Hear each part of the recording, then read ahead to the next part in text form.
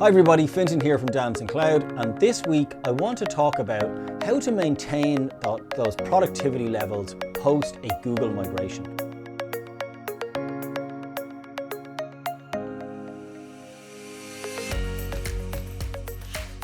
It's something we always get asked by both end users and IT admins. So let's get into it.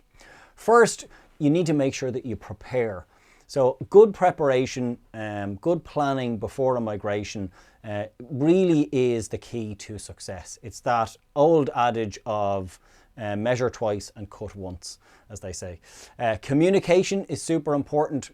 Pre-Golive training, providing the right tools for your end users and your organization, go live day prep, and then also kind of regular training. So I'm going to kick into all of these areas now. So on my first one, it's around preparing and making sure that you think about the workflows, do training needs analysis. What training is actually required within your organization? And training is a big one where often we get companies saying, well, oh, our users know how to use Gmail. Yes, they might know how to compose an email in Gmail. They may have Gmail accounts, but do they know how to map their business workflows from Outlook or whatever email client they had before onto Gmail and Google Workspace? They may not know how to do those things. They may not know how to effectively use things like Google's filters and labels and search. And so that is what the training is about. It's not about the basics of how to compose an email. It's how to use Gmail in a business context. Then we have things like change management. Make sure that you're doing all of your change management. As you know, if you watch any of our videos, change management is a key area for us. Having executive sponsorship. Making sure that you do things like the training needs analysis. Looking at what we call change impacts. Change impacts are a change in someone's workflow that is going to impact them when they move to the new system. So you need to look at what they are, particularly when you've got a tool or an add-on maybe for something like Outlook for the CRM for the sales team that is an integration that they use heavily every single day. You need to make sure that you're talking to those end users, that you're maybe doing little workshops with them, you're testing out what that would look like in the new world. Maybe a new add-on or tool needs to be purchased in order for them to have a similar or the same workflow. And then the other one is data migration, and this is a piece sometimes again people forget about. Make sure you're actually looking at what data needs to be migrated in order to have a successful migration. In order for people's productivity levels to be the same, they need to have access to at least generally 90 days or a year's worth of email and calendar and drive and contacts. Most of our customers want to migrate everything. But putting in place good data migration strategies beforehand will again ensure a successful migration. Okay, and the next area is communicate. And I mean communicate, communicate, communicate. You can never over communicate when it comes to a Google migration. When users are informed, they are much more likely to accept the change that is happening to them, because it kind of is happening to them. And it's important to make them sort of feel part of that change journey. We have 4 things that most end users ask us when it comes to a Google migration. They want to know, why is it happening? So what is the 60-second pitch of why your organization is moving to Google? And that's really, really important to look at that. They want to know, when is it happening? What is the date that I'm going to have to look at this new system and move away from what I am familiar with? So they're the 2 most important ones.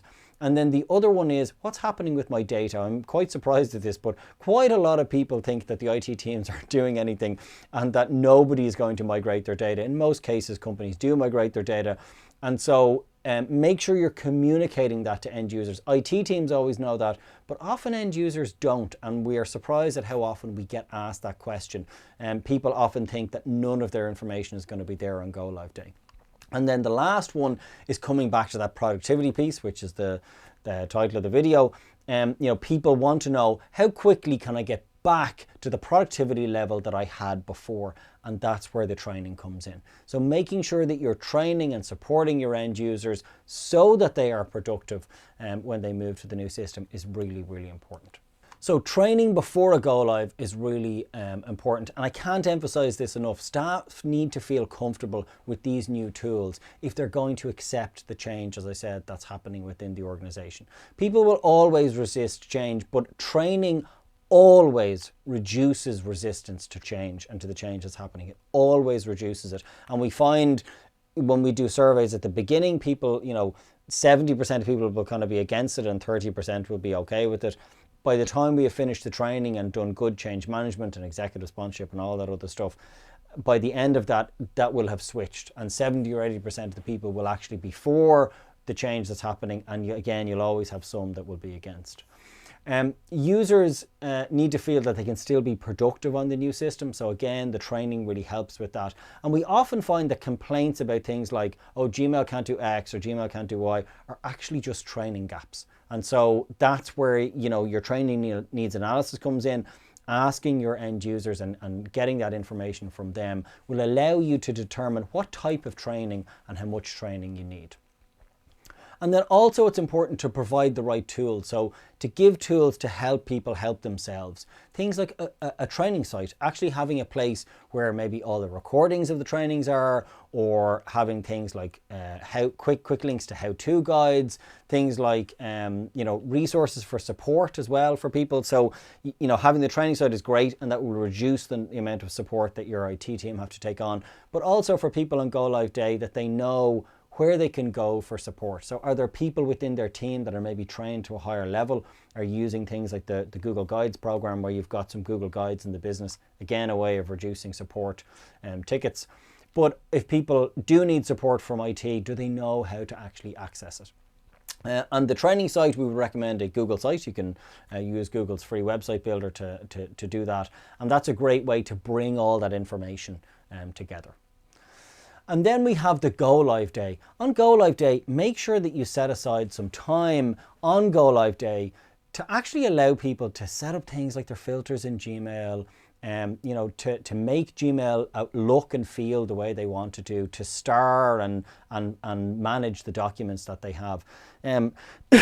We had a Go Live recently for a large organization in the UK, and the CEO said, Monday is Go Live Day, guys. Don't worry about your other work. Get set up on Gmail and make sure that you feel productive and, it's set up the way that you want. And if you need support, here's where you go. And I just thought it was great to see that from an executive level, saying that, like, it's okay, guys, if you're not going to be as productive today as you would have been, because we know that this is a new system and we know that it's going to take a little bit of time.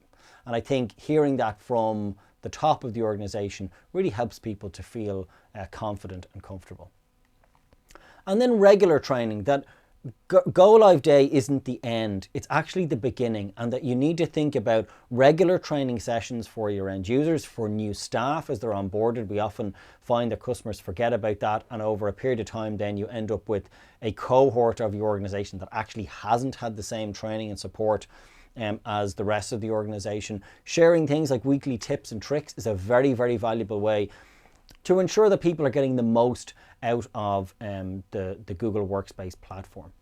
And this will really help increase overall people's efficiency and productivity within the tool set. Okay, so that's it for me, guys. I hope you found this video useful, and I hope that you use some of these tips and tricks to make sure that your migration is as productive post-migration as possible. And if you need any assistance with a migration to Google, or indeed any assistance with getting the most from your Google Workspace environment, then please do reach out to us at Damson Cloud. That is what we are here for. We are a Google Cloud partner focused on Google Workspace in Ireland and the UK. If you are not, please do subscribe, hit that subscribe button and notification bell, and make sure that you get notified of our new videos. If you are looking at this on LinkedIn or Twitter or Facebook or Instagram, then please do follow us and comment and like and share on there as well. And we'll see you guys next week.